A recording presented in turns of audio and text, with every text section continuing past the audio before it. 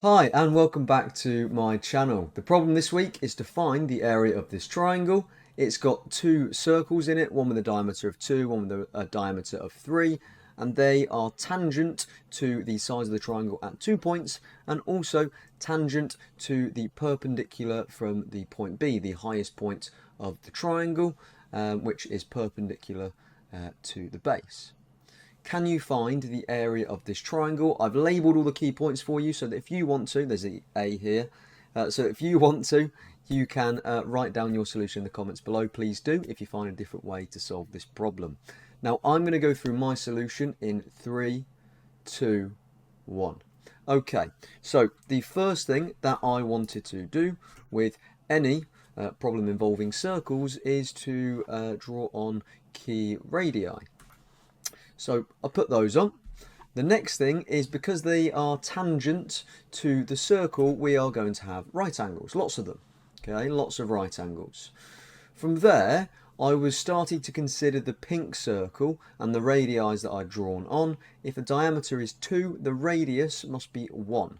So I started introducing these lengths of 1, and this length that we have got here that I've drawn a length of 1 on, that must be 1 because that is the same length as the radius. By the same token, this height here on the green line must be 1 because that is again the same height as the radius. That then means that this length is 3, and because we've got a diamond here, as you can see, if I was to draw a line that would go from the center of that circle to the apex, the top of that triangle, that would split it into two triangles either side. Now both of those triangles would have a right angle in, they would have a shared hypotenuse, and they would have a side that is the same, the radius. Therefore they would be congruent triangles. That means that all the side lengths and the angles would be the same, and therefore this side would also have a length of 3. Now what we don't know is this length here, but we do know that it's going to be the same as this length. So for the moment I'm going to call both of those x. Okay, now that's all the key points labelled on that small right hand triangle of our larger triangle. We're now going to consider this left hand triangle inside of our larger triangle. Triangle ABC. Okay, we're going to do pretty much the same thing, exactly the same thing really, but we're just going to have different numbers. Okay, so this is a length of 1.5 because it's half of 3 for my radius. This similarly has a length of 1.5 for the same reason. That therefore means that this height is 2.5. From there, using the same logic as I mentioned earlier, this must also be 2.5, and these lengths must be the same, and I'm going to call those y. From there, what I want to do is I want to consider the two triangles that I've split this large triangle into. Okay, they've both got right angles in. What I can do with right angled triangles is use Pythagoras. So I'm going to do that. So this right hand triangle here has a base of x plus 1, so x plus 1 squared plus 4 squared has to be equal to x plus 3 squared. All we need to do is solve this. So expand our brackets, we get x squared plus 2x plus 1 plus 16 is x squared plus 6x plus 9.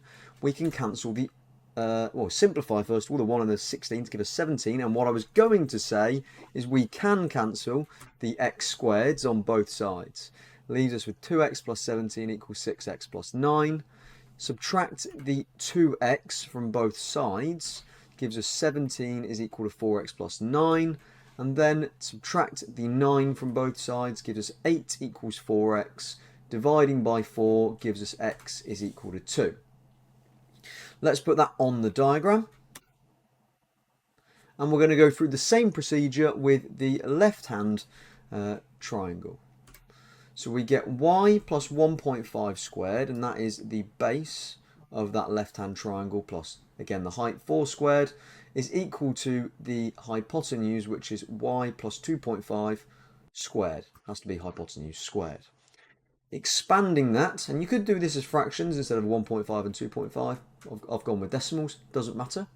Expanding that, we get this: y squared plus 3y plus 2.25 plus 16 equals y squared plus 5y plus 6.25. Simplifying the 2.25 and the 16 gives us 18.25. And then we want to cancel the y squares from both sides again, giving us 3y plus 18.25 is 5y plus 6.25. Subtract the 3y from both sides and we get 18.25 is 2y plus 6.25. Subtract the 6.25 from both sides and we get 12 equals 2y, which gives us an answer for y of 6. Again, we're going to put that on our diagram.